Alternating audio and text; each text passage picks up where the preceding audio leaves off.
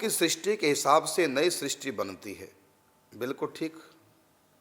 जीव भी पूर्व की सृष्टि में जो कर्म किए उस हिसाब से ही अगली सृष्टि में प्रलय के बाद जन्म पाते हैं, बिल्कुल ठीक।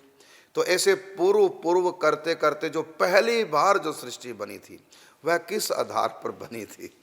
बहुत बढ़िया, क्योंकि उससे पहले तो कोई कर्म नहीं ही नहीं होगा। आपने बहुत अच्छा दिमाग दौड़ाया भाई आपने। और ये सचमुच में जो बड़े ध्यान से इस बात को सुनते हैं ना, दिमाग तो काम करता है और करना ही चाहिए। मनुष्य का दिमाग, बुद्धि आई इसलिए कि वो खोज करे। खोजी बुद्धि मनुष्य की होती है, जानवरों की थोड़ी होती है।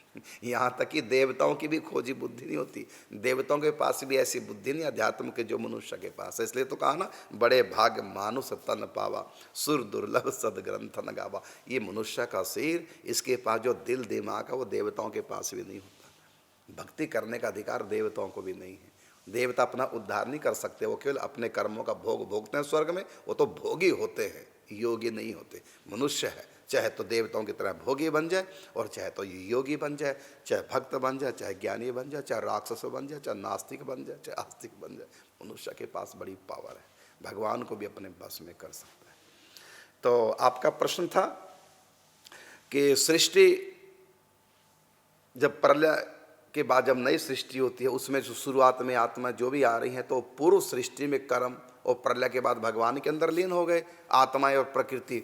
फिर वो प्रकृति आत्मा एक एक करके निकली, क्योंकि उनका उद्धार नहीं हुआ तो प्रलय में समाई थी। तो ज्ञान भक्ति के माध्यम से तो भगवत प्राप्ति उन्होंने नहीं की, इसलिए वो दोबारा से जन्म लेती हैं जब सृष्टि आती है। तो कहते हैं जब शुरुआत में सृष्टि होती है तो पहली सृष्टि के कर्म उनके जो रह गए भोगने उसके अनुसार उनका जन्म होता है। बिल्कुल आप ठीक कहते हैं। तो कहते हैं उससे पहली सृष्टि, पहली पहली पहली जब शुरुआत हुई थी तो उस समय कौन से कर्म थे? तो आपका कहना शायद यही होगा कि वो भगवान के धाम से आत्मा आई थी, क्योंकि पैदा तो आत्मा होती नहीं, ये तो सदा रहती है और सदा की है, तो इसका तो कोई आदि नहीं। आत्मा परमात्मा प्रकृति तीनों कभी पैदा होते नहीं, ये अनादि होते हैं और अनंत काल तक रहेंगे। तो आपका कहना है कि जो सबसे पहली सृष्टि थी तो उस समय आत्मा का कौन सा नया कर्म था, किस कर्म के आधार पर उनको जन्म मिला है? क्या वो भगवान के धाम से आए थे अवतार लेकर? तो इसका उत्तर है कि वो भगवान के धाम से अवतार लेकर नए नहीं आए, जन्म लेकर आत्माएं। भगवान के धाम से आत्मा को यहाँ आना तो होता है भक्ति के प्रचार के लिए, समाज के उत्थान के लिए, संप्रदाय की स्थापना के लिए वो आती तो है आत्माएं, लेकिन उनका वो जन्म नहीं होता, वो उनका अवतार होता है। तो उनके भाग्य में जो भी सुख दुख होते हैं वो किसी कर्म के अनुसार नहीं, क्योंकि भगवान के धाम से आई है वो। तो भगवान की इच्छा से एक स्क्रिप्ट तैयार होती है।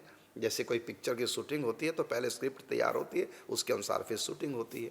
तो हमारा जीवन हमारे भाग्य के अनुसार, हमारे संचित से भाग्य निकाला गया और उसके अनुसार स्क्रिप्ट तैयार हुई जिसको हम भाग्य बोलते हैं, उसके अनुसार फिर जीवन चलता है। लेकिन जो आत्मा भगवान के धाम से उनका कोई पुण्य पाप तो होता नहीं है, तो किस आधार पर उनका जीवन? तो भगवान की इच्छा से स्वयं भगवान उनकी स्क्रिप्ट तैयार करते हैं कि ऐसे ऐसे इनको जीवन चलेगा और किस प्रकार से भजन करके भगवत प्राप्ति करके कैसे एक आदर्श प्रस्तुत करते हो, अलग बात है। और वो फिर उनका एक ही जन्म होता है, उसके बाद डायरेक्ट वापस फिर वहीं पहुंच जाते हैं जहाँ से आए थे अपना कार्य करके। वो समाज के लिए आते, अपने लिए नहीं। लेकिन आपका कहना है कि सृष्टि में पहली बार जब आत्मा आई तो वो किस कर्म के आधार पर सुख दुख की प्राप्ति? इसका उत्तर ये है कि कभी भी सृष्टि की शुरुआत हुई नहीं, ये अनादि है। गीता में इसका बड़ा सुंदर उत्तर है। बाकी आपका प्रश्न है बड़ा जटिल, हर व्यक्ति इसका उत्तर दे नहीं पाएगा। चकरा जाएगा, बात तो सच्ची है। तो लोग क्या कहेंगे फिर? कहते हैं कभी आई थी भगवान के धाम से नीचे उतर के। नहीं, ऐसा नहीं। आत्मा यद गत्वा न निवर्तन्ते तद धाम परमम। परमात्मा के यहाँ से आत्माएं कभी ऐसे माया में भटकने के लिए नहीं आती। केवल अवतार लेकर कोई कोई बिरली आत्मा आती है, भक्ति का प्रचार करके फिर वापस पहुँच जाती है। लेकिन भटकने के लिए 84 के चक्कर में कोई आत्मा वहाँ से आज तक ना आई, ना ऐसे आती है। नहीं तो गीता झूठी पड़ जाएगी। यद यम प्राप्यम न निवर्तन्ते तद धाम परमम। और एक जगह लिखा गीता में यद गत्वा न निवर्तन्ते, वहाँ से कोई ऐसे नहीं भटकने के लिए माया में आता है। तो ये आत्मा जो भटक करी, इसका उत्तर क्या था? इसका उत्तर गीता में भगवान ने दिया कि न रूपमस्य तथोपलभ्यते न अंतो न च आदिर न च संप्रतिष्ठा अश्वत्थमेनम सुविरूढ़ मूलम संशस्त्रेण देण छित्वा। तो यह कहा कि न रूपमस्य तथोपलभ्यते न अंतो न च आदिर। आत्मा का, प्रकृति का, परमात्मा का ना आदि है ना अंत है। तो ये प्रकृति, ये संसार, ये सृष्टि का आदि नहीं, शुरुआत कभी हुई नहीं, ये सदा से है। आत्मा की भी कभी पहला जन्म नहीं हुआ, ये सदा से है, और परमात्मा भी सदा से है। कोई ऐसा कालमान नहीं है जब हम कह दें कि अमुक समय भगवान थे उससे पहले नहीं थे, या अमुक समय आत्मा उससे पहले नहीं थी उस समय आई है, या अमुक समय सृष्टि बनी उससे पहले सृष्टि नहीं थी। नहीं, सृष्टि हमेशा रहती है, यहाँ तक कि महाप्रलय में भी सृष्टि समाप्त नहीं होती। जैसे कंप्यूटर में जो डाटा होता है, तो कंप्यूटर ऑफ कर दें, स्क्रीन डाउन का उसका कर दें, शट डाउन, बंद हो गया कंप्यूटर, तब भी वो डाटा सुरक्षित रहता है। हाँ, स्क्रीन पर दिखाई नहीं देगा, अलग बात है, बाकी डाटा फिर भी सुरक्षित रहता है। और जब भी हम दोबारा कंप्यूटर ऑन करते हैं तो डाटा फिर हमको जहाँ हम क्लिक करते हैं दिखाई देने लग जाता है। और जब हम कंप्यूटर बंद करते हैं तो अंधकार, काला शीशा दिखाई देगा वो स्क्रीन, और उसमें कुछ भी दिखाई नहीं देगा। लेकिन जब कुछ भी नहीं दिखाई दे रहा उस समय भी उसमें डाटा होता है। इसी प्रकार प्रकृति में जब महाप्रलय आते हैं, जब कुछ भी नहीं रहता, तब भी वो डाटा प्रकृति को और आत्माएं सारी तब भी रहती हैं, और सब की सब आत्माएं प्रकृति में लीन और प्रकृति भगवान में लीन हो जाती है, अर्थात निष्क्रिय हो जाती है। आत्मा सुप्त अवस्था में रहती है जब तक प्रलय रहती है, और प्रकृति निष्क्रिय रूप में रहती है। लेकिन काल हमेशा सक्रिय रहता है, वो कभी निष्क्रिय नहीं होता, और प्रतिक्षण बढ़ता रहता है काल। तो इस प्रकार जितने समय तक पृथ्वी और सृष्टि रहती है उतने समय तक प्रलय रहता है। तो प्रलय में भी भले कुछ ना हो, लेकिन फिर भी सब कुछ भगवान के अंदर सुरक्षित रहता है बीज के रूप में, और उसके बाद फिर एक एक करके आत्माएं निकलती हैं। तो प्रलय फिर सृष्टि, फिर प्रलय फिर सृष्टि, ये कब से चल रहा है और कब तक चलेगा? तो गीता कहते हैं न अंतो न च आदिर, न इसका कभी अंत होने वाला है और न कभी इसकी शुरुआत है। ये आपके प्रश्न का उत्तर है। तो पहला जन्म कभी हुआ नहीं, अनादिकाल से।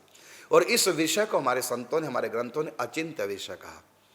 दो विषय अचिंत्य हैं प्रकृति के, भगवान की नहीं, भगवान तो अचिंत्य ही है। कूटस्थम अचलम ध्रुवम संज्ञा मेन्द्र ग्रामम सर्वत्र समबुद्धया, ये तो अक्षरम अनिर्देशम अव्यक्तम परिपास्ते, ये तो अक्षरम अनिर्देशम अचिंत्यम च कूटस्थम अचलम ध्रुवम। अचिंत्य, ये परमात्मा अचिंत्य है, आत्मा भी अचिंत्य है, प्रकृति भी अचिंत्य है।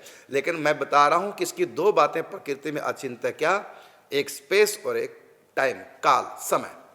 ये दो चीजें अचिंत्य विषय है। आज भी वैज्ञानिक दो बातों की खोज नहीं कर पा रहे, उनका दिमाग चकरा जाता है, उनकी सारी मशीनें फेल हो जाती हैं और उनका दिमाग चकराने लग जाता है। दो बातों की खोज आज तक कोई वैज्ञानिक कर नहीं पाया और ना ही कर सकता है। यहाँ तक कि दो बातें शास्त्र में भी नहीं लिखी हैं।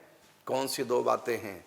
स्पेस के बारे में, इसका विस्तार कहाँ तक है। तो क्या लिखा शास्त्रों में? अनंत। अनंत का मतलब जिसका कोई अंत ना हो। तो आखिर एक स्पेस कहाँ तक है? वो लोग, फिर वो लोग, चलते जाओ चलते जाओ, सबसे आगे वृंदावन, ठीक है वृंदावन सबसे आगे, उसके आगे क्या कहता खाली है, तो कहाँ तक खाली? जाते जाओ जाते जाओ, कहाँ तक खाली? दिमाग चकरा जाएगा, बुद्धि में नहीं आ पाएगी बात। कहाँ तक जाएं स्पेस में, और नीचे कहाँ तक जाएं, और शैडो में कहाँ तक जाएं? तो अनंत स्पेस है। ये तो हो गया काल, इसको बोलते हैं अचिंत्य विषय, अर्थात मन बुद्धि में आने वाली बात नहीं प्रकृति की। और दूसरा काल, काल भी अनंत है।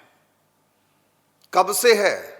तो ये भी अनंत, और कब तक रहेगा? अनंत, अर्थात सदा से है, सदा रहेगा। इसकी भी कोई सीमा न, तो काल की कोई सीमा है और न स्पेस की सीमा। प्रकृति की सीमा है, और ये हमारे शास्त्रों में लिखा हुआ है कैसे कैसे ब्रह्मांड, उसके बाद ये, फिर उसके बाद प्रकृति की सीमा समाप्त, काल की भी सीमा समाप्त।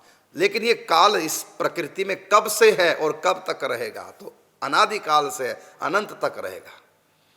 प्रकृति का विस्तार की हद है, लेकिन प्रकृति के उस पार परव्योम अनंत स्पेस है, उसका कोई अंत नहीं है। तो दो विषय काल और स्पेस, ये दो अनंत अचिंत्य विषय है। मन बुद्धि विचार नहीं कर पाती, फेल हो जाती है, बुद्धि सोचना बंद कर देती है, मन चिंतन करना बंद कर देता है, बुद्धि पागल हो जाती है, भोरा जाती है, समझ में नहीं आता कि क्या सोचें। बुद्धि सोचना ही बंद करती है। स्पेस कहाँ तक है? और चारों दिशाओं में अनंत है। और काल भी कब से है, कब तक रहेगा? ये सदा से था, सदा रहेगा।